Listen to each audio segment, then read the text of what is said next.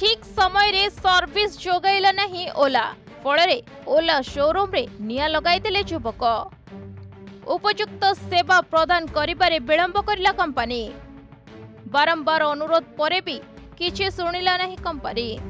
शेषरे रागी एभली कांड घटाइले युवक जनक। तेबे एभली घटना कर्णाटक रे देखिबाकू मिलछि। निकटरे युवक जनक शोरूम रु गोटे ओला स्कूटर किनिथिले, हेले तांको उपयुक्त सेवा मिल नथिला।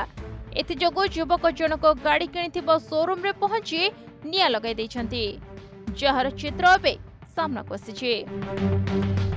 तेबे मिलिथिबा सूचना अनुसार 26 वर्षीय मोहम्मद नदीम गत मासरे गोटे ओला स्कूटर किनिथिले। से पेशारे जणे मेकानिक। तेबे किछि दिन तळे गाड़ी रे किछि समस्या देखा जिबारु से सर्विसिंग पई आनिथिले। तांको सेठारे उपयुक्त सेवा प्रदान करा जाय नथिला। तेबे समस्यार समाधान करबाकू से बारंबार शोरूम को जाइथिले, हेले तांको सबुथर निराश हेबाकू पड़िथिला।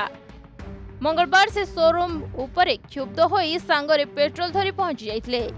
मालिकंक सह तांकर जुक्तितर्क होइतिला।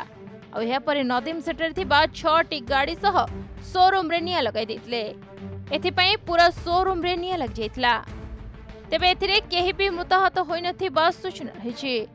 कालाबगीर पुलिस कमिश्नर एहाकु नै सूचना दैछंती आ अभियुक्त को गिरफ्त करथिबा भी कहिसंती।